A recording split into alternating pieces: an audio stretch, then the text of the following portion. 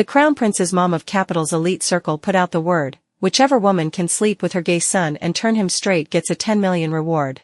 Money blinded me, so I tried every trick in the book to seduce the Crown Prince. At first he didn't budge. Later, he pinned me down and fought through the night after night. He even deleted all his male gay friends on WeChat. Mission accomplished. I took the money and staged my disappearance, only to get cornered at the airport by the Crown Prince and his men. He looped a necktie around my wrists, binding them tighter and tighter, and sneered. When I was making out with you, why didn't you say I liked men? Now watch closely, see just how straight I really am. I was frying starch sausages at the school gate when 3 bodyguards in black yanked a hood over my head and bundled me into a car. When we arrived, they pulled off the hood, and only then did I see the person sitting across from me, the Crown Prince's mom from Capital's elite circle. Her son, Glenn Thomas, was the most famous campus heartthrob at our university, the Crown Prince himself. Handsome and tall. The kind of man both women and men would want to sleep with after one look. So you're Fiona Gatlin, the Crown Prince's mom said, studying me. According to my intel on campus, my son looked at you for 6.37483 seconds at the school gate last time. That means he's interested in your looks. Your task is simple, sleep him into submission, pry him from gay into a straight man. I stared at her, eyes wide. The Crown Prince is really gay. All of a sudden, the burly man behind her rolled his fists, each one as big as a bowl. The back of my neck went inexplicably cold. I was done for. Now that I knew this filthy rich family secret, there was a chance I'd get silenced. But as a humble leek getting harvested, I still decided to fight the heartless power of capital. Auntie, you can't insult me like this. I'm not the kind of woman who sleeps with men casually. I absolutely won't. The Crown Prince's mom cut me off. 10 million. 10,000 is a lot, but I still can't. I jerked my head up. 10 wa, how much? 10 million. I shot to my feet, chin lifted, legs together, and snapped a crisp salute. Boss, don't worry. I guarantee I'll complete the mission. I will not fail you, I will not disgrace my duty, I will stay true to my original aspiration. Sure, a person should have backbone. But how much does backbone cost per pound? A little nobody like me can't afford it. With 10 million in hand, I wouldn't have to fry starch sausages anymore, no more stinking of oil every day, no more stepping outside and getting chased by dogs. I went back to my dorm and binge-watched 3 days and 3 nights of makeup tutorials on Little Red Book. When I finally walked out with my makeup done, my roommate sneered, big boobs, no brains. My eyes lit up. Right, my boobs are big. How could I forget that advantage? Moved to tears, I cupped my fists at her. Thanks. You kind soul on my road to becoming rich. I put on a cleavage-lifting, waist-snatching camisole and a butt-skimming mini-skirt, then showed up at the basketball court. Our school had no shortage of beauties, but Fiona Gatlin's 36D still went for the kill. Almost every guy was staring at me. And I was staring at my 10 million. In the crowd, the Crown Prince, Glenn, stood out with outrageous, unfair handsomeness. Broad shoulders, long legs, sharp features. Under a plain white t-shirt, his muscles were full and cleanly defined. He had that high contrast, striking kind of face, cold, severe, like he'd be a nightmare to mess with. But when Glenn saw me, his gaze actually paused on me, and then he started walking over.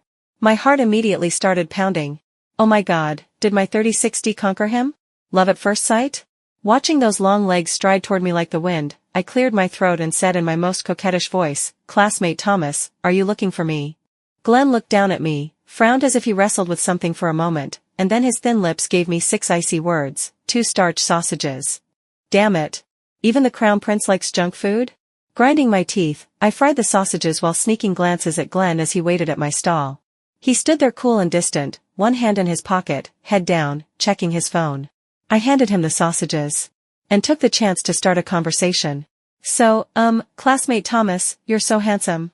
Do you have a girlfriend? Glenn's expression stayed cold. No. Then, have you ever thought about finding one? I'm not interested in women. As I suspected. I refused to give up. When I saw he was about to get into his Maybach, I hugged my sausage fryer and sprinted after him. Municipal officers are coming, let me hide, just for a moment. Classmate Thomas, please. You wouldn't want to be the kind of person who pulls out someone's sausage and then turns heartless, would you? I bent at the waist outside his window, pleading, my big doe eyes blinking hard. Glenn shot me an impatient glance. When his gaze fell on the neckline that gaped open as I bent forward, his Adam's apple bobbed, and he abruptly looked away. His voice was as cold as ever. Get in. But don't come near me. I was about to thank him in that syrupy voice again when he added, even colder, and don't talk. I followed Glenn to a bar. He sat in a booth with a pack of his good-for-nothing buddies. Shameless as I was, I sat at the edge too, hugging my sausage fryer. I even sold a dozen or so while I was at it. Making pocket money aside, I didn't miss a beat on my 10 million. I pricked up my ears to listen to Glenn and his friends. Brother Thomas, Brother Charlie didn't mean to scam you, he just got bewitched for a moment. Scam you? The Crown Prince got played by a man? I stole a glance. Glenn's long fingers were clenched around his glass. Under the dim lights, his handsome face was storm dark. Exactly the kind of anger you'd have after being dumped and humiliated. His friend kept persuading him, anyway, when you and Brother Charlie were together, there weren't any tax problems, and you didn't have to worry about being exposed. No sleep problems? So the Crown Prince is a pure, innocent virgin. Good. Great. That makes this easier. Question: when a man gets his heart broken by another man, what's the best solution? Answer: make him fall for a woman. So I began a loud, shameless pursuit of Glenn. He had class, I saved him a seat. He finished class, I bought him food. I even used the temptation of 9.9 yuan for unlimited starch sausages for a whole month, and successfully bullied his roommate into giving me his phone number. Every day it was non-stop good morning, good afternoon, good night texts, plus the deadliest pickup line TXT collection I'd scavenged online. Glenn never replied. When he saw me, he stayed expressionless, ice-cold to an infuriating degree. I chased him like this for 2 whole months. Whether Glenn was moved, I didn't know, but I couldn't move anymore. My living expenses were gone. That afternoon, for the first time ever, I didn't go watch Glenn play basketball, and I didn't text him any cheesy lines either. I went back to setting up my stall to sell starch sausages. My phone suddenly buzzed. A text came in from the contact I'd saved as 10 million. Huh? Did the Crown Prince send that by mistake? But I didn't have time to care. I was frying sausages when a male classmate showed up, shyly holding out a rose. Fiona, I really like you. This is for you. I froze. But what girl doesn't like flowers? I was just about to take it when a long, good-looking hand reached in from behind and snatched the rose away. Hey, who the hell stole my flow? Before I could finish, I looked up and realized the flower thief was Glenn. He was still in his basketball jersey, sweat faintly on his forehead. His long fingers gripped the rose tight, his handsome face dark. Was this jealousy? So my plan to chase him is working. I imagined him saying something like, "Classmate, you're playing with fire, damn you. She's Glenn's woman." So I immediately played along, twisting coyly. Classmate Thomas, you're really so domineering." The next second, Glenn said coldly, "I'm in the student council. This flower was picked from the school's protected flower bed. Write a self-criticism and submit it to the General Affairs Office." The boy recognized him and bolted like his shoes were greased. Glenn gave a cold snort. Only then did his gaze shift to me, his thick brows knitting. "What did you say? What, domineering?" "Me, you heard wrong," I said, drawing a blade. "You were drawing your blade to help me, helping me identify a flower thief. Let me say, thank you." Glenn still looked like someone who kept strangers at arm's length. And he told me, "Next time you see a no-picking flower, don't take it. Otherwise you'll lose credits." Oh. What is this? Where's the sweet romance? Why did this turn into a flower protection PSA? I coughed and asked in my most cutesy voice, "Classmate Thomas, did you stop mid-game just to come find me?" Glenn, yes. I lit up. Then you, Glenn, came to buy starch sausages. To eat, eat, eat. All you do is eat. Fuming, I slathered sauce on the sausages anyway, then refused to lose and asked, "Classmate Thomas, that text you sent me just now, the question mark, what did it mean?" He said, "You sent me a lot of texts before." My eyes brightened. "You saw them all?" My phone broke. The texts turned into gibberish, so I was asking what you actually sent. As if he remembered something, Glenn frowned again. "Were you mass sending junk texts? Don't do that anymore. That's illegal." I broke. "I saved you seats. I bought you food. I treated you so well, why do you think I did all that? You don't know?" Glenn lifted an eyebrow, like he suddenly understood. With an impatient tug at the corner of his mouth, he said, "So that's what it is. Fine. I'll agree." It felt like I could hear the 10 million deposit notification. I almost jumped. "Really?" Glenn gave a cold snort. "Fine. I'll tell the municipal officers to give your sausage stall another half hour. Happy now? Can you stop talking?" Looking into those crystal clear eyes, so clear of even a trace of desire for me, I knew it was time to change tactics. If I kept chasing him this lukewarm way, I might succeed 80 years from now, and by then, even if Glenn wanted to sleep with me, his waist probably wouldn't work. And at this stage he still liked men, he didn't understand the beauty of women at all. So overnight, I crammed 100 domineering CEO romance novels. The distilled essence was 2 words: seduction. Sex is like shooting a goal, you can't let a man just watch the ball. He needs to get good at handling it. I looked down at my 36D, lifted my chest with confidence, and headed out. I got exclusive intel from Glenn's roommate. He was throwing a party at a private villa tonight. When I arrived, I spotted Glenn immediately. He was too handsome, just standing there, he was a crane among chickens. So many women were fluttering their lashes at him, he ignored them all, choosing instead to talk to a tall, skinny guy. The scariest part was, I heard someone call that tall, skinny guy, Brother Charlie. Brother Charlie. The very man I'd overheard at the bar, the guy who'd played Glenn. Oh no. Were they about to rekindle an old flame? A Shattered Mirror BL reunion? Alarms blared in my head. I crept closer. The place was loud, but I could still catch pieces of their conversation. Brother Charlie was saying to Glenn, "Glenn, I didn't mean to scam you. I was tricked too, it was that woman who cheated me out of my money. We've been together for so many years. Can you give me one more chance? I want to go back to Fuha. Go back to get back together?" Wow. This cheating, double-ended scumbag, he cheated, and he still has the nerve to beg for reconciliation. Glenn pressed his lips together, looking like he was wavering. Sure enough, he spoke in a low, cold voice. "If you want to come back for the tax arrangement, fine. But we need 3 rules. Come back to sleep with me, fine?" My God, is he seriously this love-brained? Furious and anxious, I rushed forward at once and wedged myself between them. "Glenn, don't listen to this scumbag's lies. He's tricking you. Cheating like this, if there's a first time, there'll be a second." Brother Charlie froze, his eyes dropping to my chest. For a moment he couldn't look away. Glenn's face turned pitch black. He yanked me behind him to block me, then said to him coldly, "Get lost." Yeah, get lost. I planted my hands on my hips, borrowing Glenn's power like a fox wearing a tiger's skin. "I'm the current one he holds and sleeps with." Brother Charlie stared at him hard. "The current one for filing taxes? Fine. So you found a new partner and you don't need me anymore, Glenn. I misjudged you."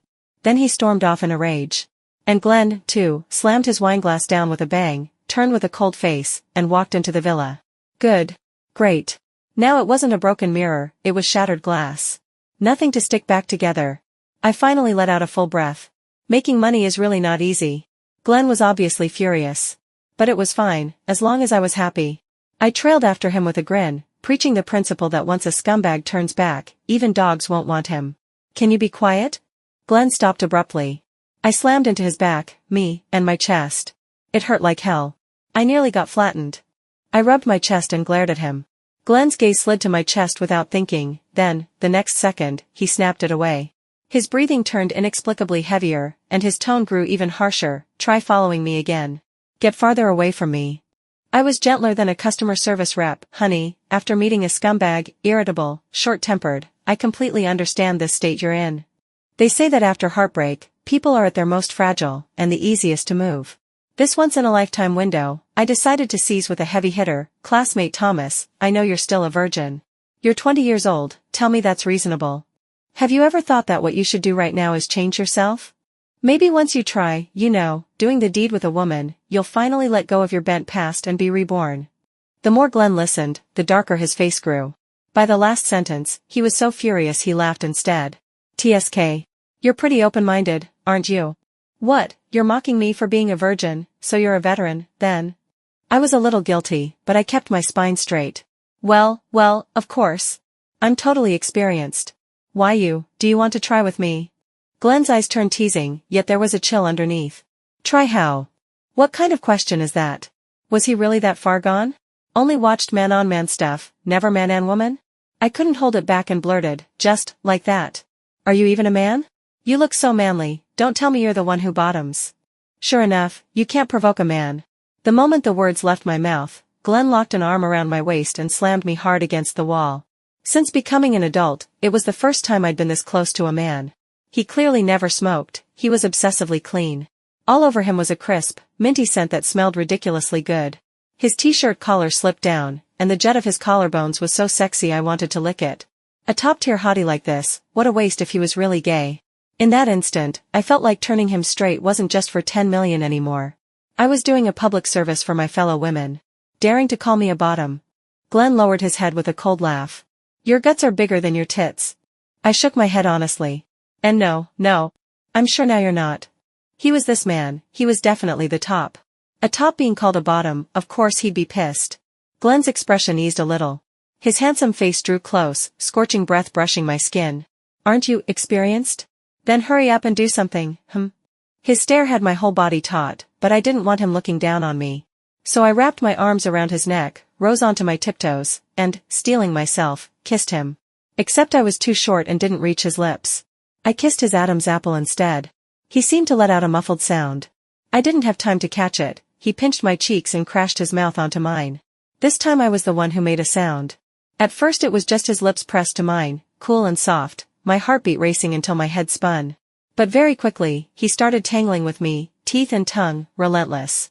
He kissed me to tears, kissed me dizzy, kissed me all the way onto the bed. My top got kissed clean off, like it evaporated. I'd thought Glenn acted blind to my 36D because he wasn't interested at all. Now I realized I'd been overthinking it. Sure enough, men are all football fans, those CEO romance novels didn't lie. But Glenn only played with the ball. He didn't take the shot. My skirt was already off, and he actually put it back on me. Then he left, walking away with a tent pitched in his pants. Before he went, he even wrapped me up in the blanket. Only then did I truly understand what it felt like to be returned unopened. I figured maybe he just couldn't accept switching from gay to straight in one go. But it turned out I was wrong.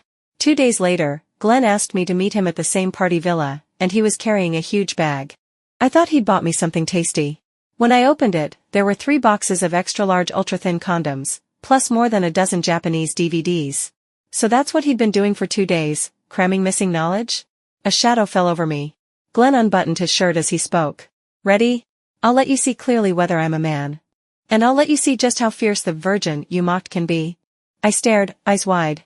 No, 2 short sentences and you're still this pressed? Is that really how a man acts? The moment I finished, Glenn pounced and pinned me down. I finally understood why he'd prepared so many DVDs. He was planning to act them out, one by one. Male college students are terrifying. His stamina was crazier than a sleepless Korean's. I didn't step out of that villa for 3 days and 3 nights. Every position, we tried them all. After this, who the hell would dare date a virgin? But after the first round, Glenn pointed at the specks of blood on the sheets and gave a cold snort. You. Experienced? So good at it? I let you ride for 1 minute and you struggled, rookie. I was exhausted to death from being tossed around. I stopped sucking up to him and snapped back, yeah, you're not a rookie. The first time 2 days ago, you lasted 3 minutes, your condom probably regretted leaving the factory. Glenn instantly got pressed again. After that, every single time, he forced me to time him with a stopwatch, never under an hour. And he made me praise him for being amazing. How childish is that? That's how Glenn and I went from classmates to basically living together. Our playground was his villa. I suspected his mom had planted tons of eyes around him. Because the morning after our first night together, I got an advance payment from the Crown Prince's mom, $3 million. I'd never seen that much money in my life. I counted the zeros again and again, refreshed my banking app several times, and only then dared believe it was real. When I was 7, my parents were scalded to death by a high-temperature boiler at the factory. In the end, the compensation was only $200,000, and my eldest uncle's family took every cent. The Crown Prince's mom also said that as long as my male-female relationship with Glenn stayed stable for a while and he turned fully straight, she'd pay the remaining $7 million. I started buying CEO romance novels for Glenn to read, so he could feel how moving love between a man and a woman could be. At first he refused. I threatened him, if he didn't read, I'd go get a breast reduction surgery. Only then did he read, begrudgingly. After a few books, he complained, what kind of male lead is this? The female lead doesn't even want him, and he's still kneeling and licking, what a loser. Disgraceful to men. And this idiot male lead is so happy, but the female lead is only getting close to him for money. Hilarious. So stupid. Then I dragged him to read some tragic ending BL and said, see? Men with men, this is how easily it ends up miserable. I also took a wedding side gig and used it as an excuse to drag him to all kinds of weddings. Look, how happy men and women are together. In the end, I asked Glenn, during this time have you felt the beauty of women yet? He thought for a moment, then said solemnly, I feel it's a hassle. It's more comfortable playing with men. I was so furious I ignored him for 3 days. But I still felt Glenn had been bent back straight, at least a little. Because several times, when we were lying in post-sex sage mode, that brother Charlie called him. Glenn pressed decline every time. Once, he even replied with a text, I won't forgive you. You don't need to come back to Fuha. Let's delete each other. I figured he had to still be hurting. Otherwise, why would he mistype "get back together" as "fuha"? So I doubled down on being good to him. I cooked for him, did his laundry. Sometimes he came home late, I'd massage him, and casually add, "So? Women really are better, right?" I could feel I was brainwashing Glenn. Sometimes when he saw me soaking my feet, he'd say, "Women's feet are so pretty, small and round. Makes you want to do it just looking at them." Okay, a bit perverted. But hey, straight is straight. Half a year went by like that. It reached the first semester of senior year. Everyone entered the hectic internship grind. I heard Glenn had started a business back in freshman year. The company was on track now, and its name was Fuha. Huh? For some reason that name felt familiar, but I couldn't remember where I'd seen it. We weren't like before, seeing each other every day to eat and mess around. Once we got busy, we wouldn't even meet for a month. One time he hadn't contacted me for over a week, so I called him myself. It rang for a long time. The person who picked up was his female secretary. "Hello. President Thomas is drunk. If you have something to tell him, you can leave a message and I'll pass it on." The words, President Thomas, made me freeze. When I finally reacted, I panicked and hung up immediately. "Fiona, what are you doing? Are you thinking about him?" In our line of work, the biggest taboo is falling for a client. I'm just a con woman drifting through the Jianghu. I slapped my face hard and forced myself sober. I sat alone on the bed we used to sleep in for a whole day. Then, thinking again, I felt it was actually fine. He was President Thomas now. He wouldn't like eating starch sausages anymore. He didn't need me pay him anymore either. After I figured that out, I didn't miss him as much. I got busy applying to schools abroad, busy taking all kinds of part-time jobs to make money. In my spare moments, Glenn would occasionally message me on WeChat, "Beep beep, let me see your boobs. Tired. Want to sleep with my head on 3060. Not replying, "Didn't you say women are the best? What are you doing?" It wasn't convenient for me to say what I was doing, because I was meeting his mom. The Crown Prince's mom said, "You've done well. My son isn't as resistant to the topic of marriage now." A few days ago he even said maybe he'll get married someday. Then her tone shifted, and she looked worried. "But I will absolutely never agree to you marrying him. You haven't had that idea, have you?" Of course I hadn't. I was about to reassure her when I heard her say sharply, "You'd better not. You're not qualified to marry my son. Both your parents are dead, too unlucky." The words I was about to say swallowed themselves, and what came out instead was that classic line, "Auntie, 1 million, and I'll leave your son." I successfully got 11 million in total. Harvesting the capitalists back for once, this feel? So damn good. I hired a professional lawyer. The contract was clear and safe. The Crown Prince's mom told me to leave her son within 3 days. With the money, I planned to go abroad for a change of scenery, and also scout the grad school I'd chosen in advance. That morning, I originally meant to text Glenn and break up. But then I thought, we'd never really been together. He never confessed. He never made it public on his social feed. We never made any verbal promise to each other. I hadn't met a single one of his friends or relatives. Between us, it was all just doing it and doing it. Things in bed aren't memories. They're impulses. The word breakup had nothing to do with us. So I sent, "I'm leaving. If there's a chance someday, let's have a meal together. Goodbye, classmate Thomas. After sending it, I deleted him, powered off my phone, and went to the airport. And then, in the waiting area, I ran into someone I never expected. Brother Charlie. Facing him, my ex-boyfriend's ex-boyfriend, I felt awkward and didn't want to speak. But Brother Charlie took the initiative and greeted me. "Hi. You're Fiona, right? I know you, Glenn's girlfriend." Oh no, was this scumbag about to grab my hair and start a fight with me in public? Because I turned his boyfriend straight? I watched him warily. "What do you want?" Brother Charlie wore a full, friendly smile. "Nothing." "Oh, right. Where's Glenn? Didn't he come with you?" I answered coldly, "No. Why would he be with me?" Brother Charlie blinked. "Aren't you two together? You're going abroad alone, Glenn isn't coming to pay you." So talkative. I stopped responding. Brother Charlie looked me over a few times, puzzled. Then he suddenly stood up and went to make a call. I had a bad feeling he was calling people to come jump me. But I wasn't scared, broad daylight. Not everyone is the Crown Prince, okay? I just didn't expect Brother Charlie to actually call the Crown Prince over. The moment Glenn appeared, my mind went completely scrambled. He was in a crisp black suit and gleaming leather shoes, with several black-clad bodyguards behind him. The words, "classmate Thomas," instantly lodged in my throat. Because now, he wasn't that college guy who came to the school gate to buy 2 starch sausages. Back at school, you couldn't really feel it. Everyone was just a student, same classes, same cafeteria, same everything. But the moment you step into the real world, the differences show up: status, identity, clothes, presents. Only half a year, and it was already the difference between cloud and mud. Now he was President Thomas. A real, bona fide crown prince of the Thomas family, top tier, old money elite. Glenn walked up to me. His gaze swept over my luggage, and his thick brows drew together, cold and sharp. "Where are you going?" We hadn't seen each other in so long that, seeing him all of a sudden, I didn't even know what to do with my hands. Then he held up his phone. On the screen was the farewell message I'd sent a few hours ago. "Fiona. You have 3 minutes to explain." Brother Charlie was still chattering beside us. "Glenn, is she trying to sneak out of the country? Then I did you a huge favor, right? Does that mean I can go back to Fuha?" "Shut up." Anger surged straight into my head and I snapped at him. "How dare you even bring up getting back together? You cheating trash, an absolute scumbag." Glenn looked at Brother Charlie and said flatly, "Fine. You can come back to Fuha." "What? Fine?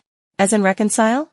After all my hard work turning him straight, he was about to bend right back, and more importantly, the Crown Prince's mom might demand the 11 million back. I blew up on the spot. "Reconcile, reconcile, reconcile is all you ever think about. I'll reconcile your—" "Glenn, why are you still hung up on a guy who toyed with your feelings? Are you missing half your brain? Even if you want to be gay again, you can't pick this kind of man. Don't you feel sick sleeping with him?" The moment the words fell, everything around us went dead silent. Everyone was staring. Brother Charlie looked utterly stunned. Who is gay? Who slept with who?" Glenn's face turned darker than soot. He stared at me for a long moment, and then, he laughed. "Not because it was funny. I'm gay. Fiona. Is this why you got close to me? Was it my mother who hired you? See? That's why he's the Crown Prince. His brain really is built different, logic and deduction at full marks. If I weren't the one being questioned, I'd honestly want to applaud him. But I didn't get the chance. Glenn ripped my ticket to shreds. His bodyguard seized my bag and luggage. He dragged me out of the airport like it was nothing. Then he locked me inside the villa. The very same villa where we'd been messing around for the past half a year. "What are you doing, Glenn? This is illegal detention." He tossed his phone at me. "Then call the police and have them arrest me." And then he flashed a wicked, roguish smile. "You'd better pray they keep me locked up for a long time. Otherwise, when I get out you'll see what I do to you." I thought for a second and tried a different approach. "Is this fun to you? How long do you plan to keep me here?" "Fun," he said. "In those novels you made me read, the male lead locks the female lead up for 3 years." I choked, speechless. "Fine. Then lock me up forever if you can. Your mom will come save me anyway." I stood up and headed toward the bathroom. Glenn suddenly grabbed my wrist. "How much did my mother give you?" Oh no, he wanted it back. I instantly went on guard. Glenn watched my expression and added, "One phone call and I can find out." True. With his power, he could know everything in 3 minutes. So I told the truth. 11 million. "Only 11 million? Glenn's voice sharpened. "Fiona, for that little money, you do something like this? In your eyes, I'm worth only that much." "That little money?" Very softly, something inside me cracked. "Glenn, I'm sorry. Even if it were half of 10 million, a third, a fifth, for me it's still a massive amount. A fortune. I didn't say the rest. That it was more expensive than my parents' 2 lives. It sounded too melodramatic, too unlike the bright, lively me. I knew I wasn't in the right, but I still felt awful. I turned my face away. Glenn turned it back with force. His eyes were dark, furious, heavy with pressure. "Money is more important than me. Fiona. Look at me." "Yes." I met his gaze head on. "Money is more important than you. To me, money is more important than anything." Glenn's grip tightened abruptly. My jaw hurt so much I wondered if I'd end up with a temporomandibular joint disorder. His expression was frightening. For one moment, I truly thought he wanted to kill me. But he didn't. Instead, he lifted me and threw me onto the bed, rough and merciless. His tall body pressed down, he kissed me hard, like he needed somewhere to put his rage. I knew he was furious and wanted to vent. After all, I had deceived him. I didn't resist. Sleeping with a man like him didn't feel like a loss. Who knew if I'd ever run into someone this top tier again? But when I didn't resist, Glenn got even angrier. Halfway through, he suddenly stood up and stared at me, eyes blazing. "Fine, Fiona. You're really something. What, am I just a free escort to you?" It was like the one who truly broke down was him. He slammed the door and left. I vaguely heard Glenn tell the bodyguards outside, "No one brings her food." Was he trying to starve me to death? Starving was not happening. There was a pond in the villa. I caught a few fish with my bare hands, sat in the courtyard, and grilled them. The smell even lured the bodyguards over. I gave each of them a grilled fish. They were eating when Glenn suddenly walked in and caught them red-handed. I immediately said, "I forced them." Glenn's expression snapped, like he'd been pierced again. He sneered. "Very good. You're nice to the bodyguards too, huh?" He tossed something that looked like a meal box straight into the trash can. Then he strode over and kicked my grilled fish over in one brutal motion. I shot to my feet, furious, and glared at him. "What are you doing? Wasting food is shameful." "And you aren't shameful?" Glenn raised a hand and seized my chin, forcing me to face him. His eyes went deep and dark, locked on mine. His voice was hoarse, hard. Have you ever liked me? Even for 1 second? Liked? I froze. In my past 20 years of getting up before dawn and working myself raw just to pay tuition, the word like was too sacred and too distant. For me, it was never like or dislike. It was can or can't. Like, can I afford a bun, not do I like buns. Like, was something I didn't know how to consider, and wasn't qualified to consider. So I thought seriously. These days, Glenn's male lead from a CEO novel behavior didn't exactly feel lovable. Back when we were together, what I felt was more like ingratiation. Being his devoted puppy, serving him in and out of bed, everything was for that 10 million. And yet, sometimes we'd lie on the couch watching TV, his head on my chest, shamelessly saying he didn't want to move. Sometimes after everything, I'd lie in the crook of his arm, poking his abs with a finger, and he'd lower his head and kiss my hair. Sometimes we'd eat together, I'd steal beef from his bowl, and he'd deliberately toss cilantro into mine. Or, on a random day with no classes and nothing to do, we'd walk hand in hand around the villa grounds. In those moments, I was happy. Happy in the way that, even now, remembering it still made me feel warm. Was that happiness liking? I didn't know. I opened my mouth, but no sound came out. Glenn stared at me, then his lips pulled into a curve. So it's no, right? Good. I'll tell you something, I don't either. Like you? Please. As if. You can get out now. Fiona, don't let me see you again. If I see you once, I'll deal with you once. So I got out, fast. I thought we would never meet again. I left the country smoothly. At first, studying abroad felt fresh. Later, it got boring. The food was awful, and I thought, this is a business opportunity. So I partnered with a local guy and opened a small Chinese restaurant across from the school. We sold all kinds of foods from back home. Business exploded. Sometimes I still thought about Glenn. Especially when I first arrived abroad, at night, when I got back to where I lived and sat alone, sadness would hit for no reason at all. And that was when I'd think of him. I'd think of the time we lived together, of how he'd curl a smile and lower his head to kiss me. My parents' faces were blurry in my mind. He was the person I'd been closest to in all these years. So, it was normal to think about him sometimes, wasn't it? As long as I didn't think about him during the day. At night, I allowed myself to be sentimental. And the moment I raised that flag, I saw Glenn in my restaurant, in broad daylight. He walked in with a foreign beauty with big wavy hair, sat down, and ordered. The instant I saw him, my brain nearly crashed. Why was he abroad? And when he saw me, his expression was cool, almost the same as when I first met him. Only now he looked more mature. The childishness of college was gone, his features were sharper, and he was even more handsome. The moment he entered, every woman in the place looked at him. I stayed calm, took his order, served his food. The entire time, we didn't exchange a single word. He didn't even look at me. I thought maybe he'd forgotten me. I assumed that was the end of it, just a tiny, insignificant episode.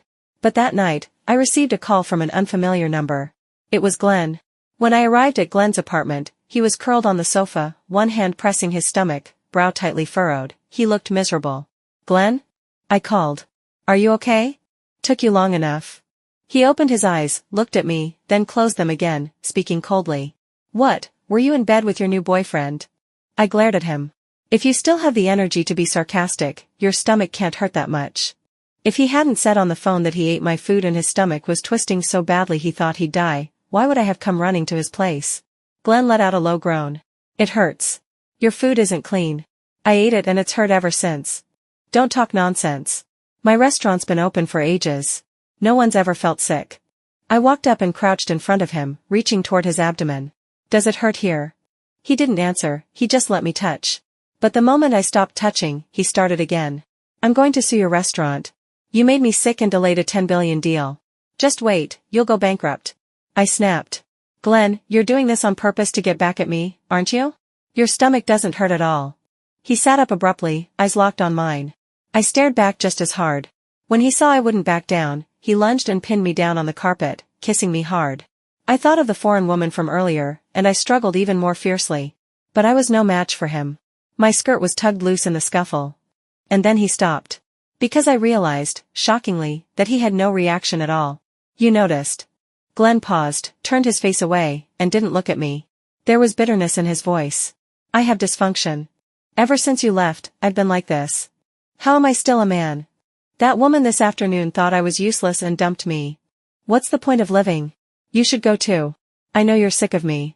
He suddenly got up and headed for the balcony like he meant to jump. I panicked and grabbed him from behind. Don't be impulsive, Glenn. I'm not sick of you. I'm not leaving, calm down. Glenn finally let himself be pulled back.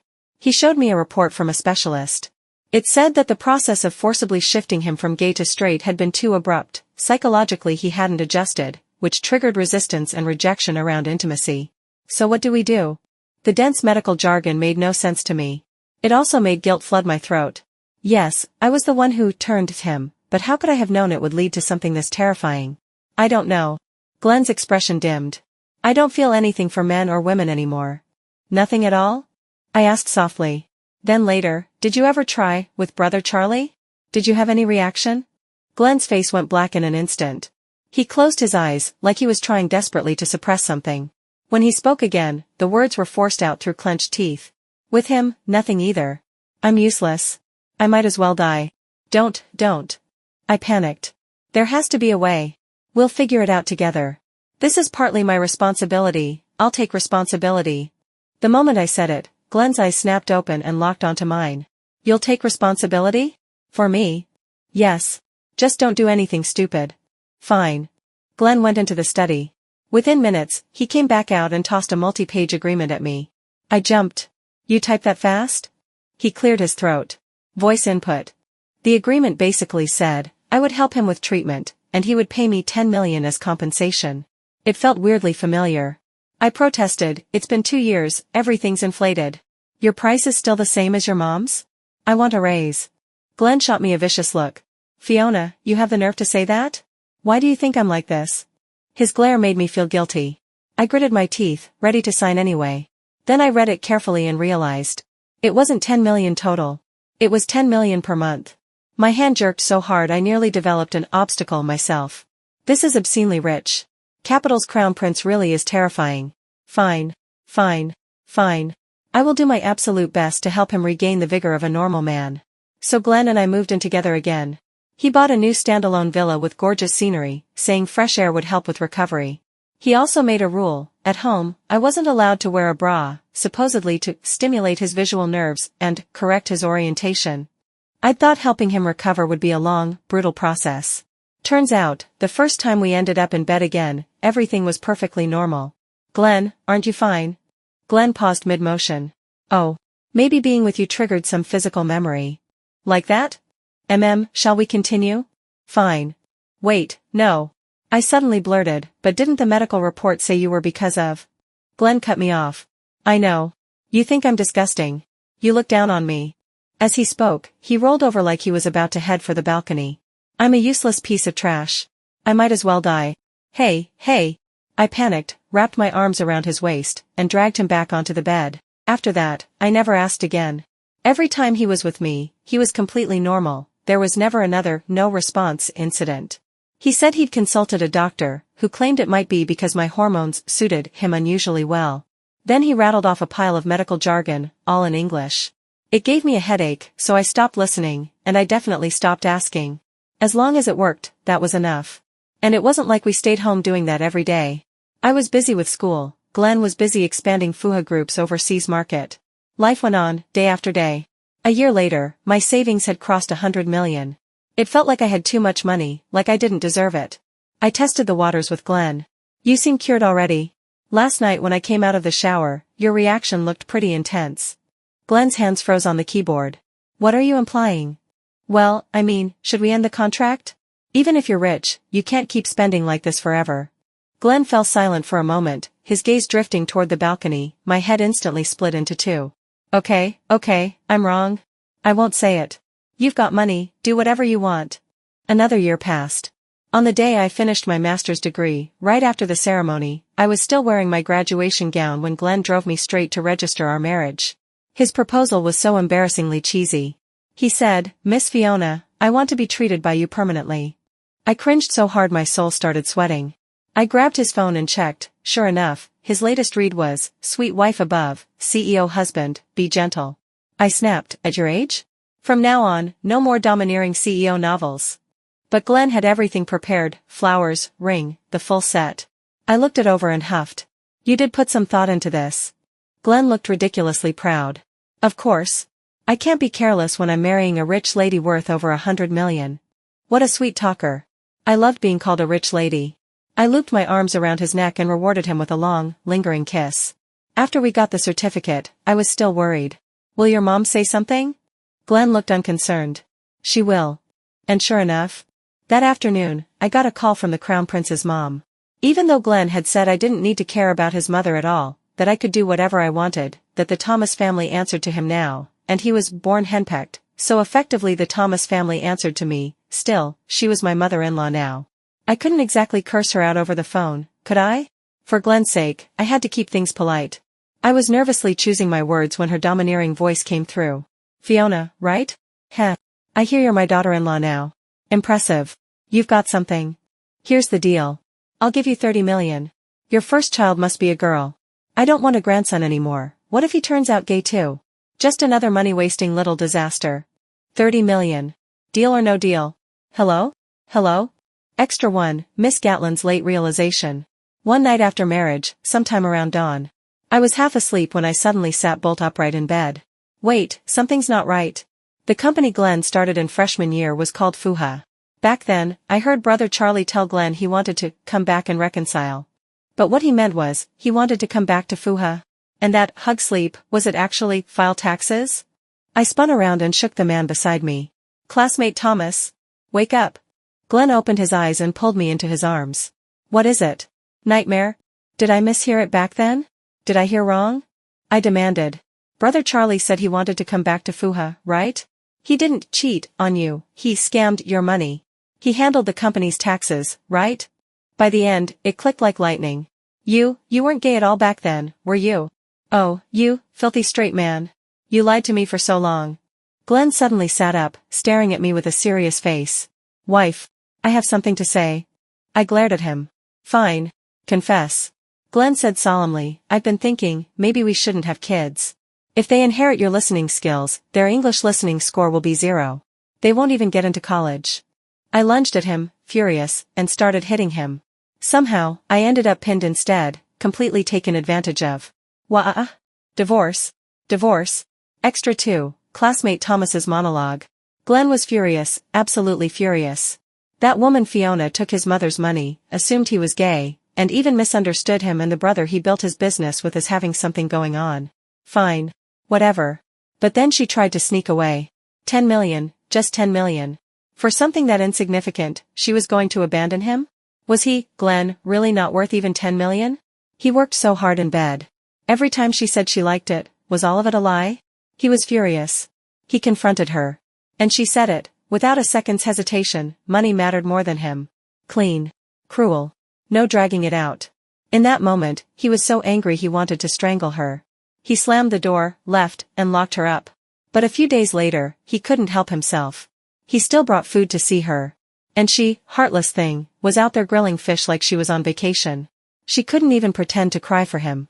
Not even once. He asked her again if she'd ever liked him. Fiona lowered her head, thinking about something. But she didn't answer.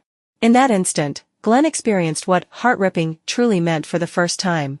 He told her to get out. He swore he would never see that cold-hearted little con artist again for the rest of his life. Glenn felt like he hadn't thought about Fiona in ages. He hadn't asked about her, either. He lit a cigarette and asked his assistant, "How many years has it been since she left?" His assistant looked at him with pity. 2 weeks, President Thomas. Glenn fell silent. He forced himself not to ask, but every time he did open his mouth, it had only been a few days again. Later, even when he didn't ask, his assistant learned to prepare Fiona's latest updates anyway and place them on his desk. There were even photos taken by private investigators. The more Glenn looked, the angrier he got. Without him, Fiona was still doing great. She was sharp, quick-minded. Aside from her chronically inaccurate listening, she was a brilliant businesswoman. Her restaurant was booming. She was still beautiful. Her chest was still generous, her waist still slim. Glenn felt like a disgusting creep. But if he didn't read about her, he couldn't sleep. He'd lie there, thinking about her over and over. At first, he thought through clenched teeth about how she'd tricked him, how heartlessly she'd thrown him away. He wanted to squash her flat and knead her into shape. Then, without noticing, he'd be thinking about the way she'd cling to him and act spoiled, the way she'd blush and call him classmate Thomas. It was like a huge hand reached into his chest and churned his heart. He missed her. He really missed her. Glenn decided he couldn't wait anymore. More than half a year had passed. If he waited longer, what if some other man snatched Fiona away? So he made his move. First, he went to her restaurant and staged a chance encounter. Then he used the excuse of stomach trouble to lure her to his place.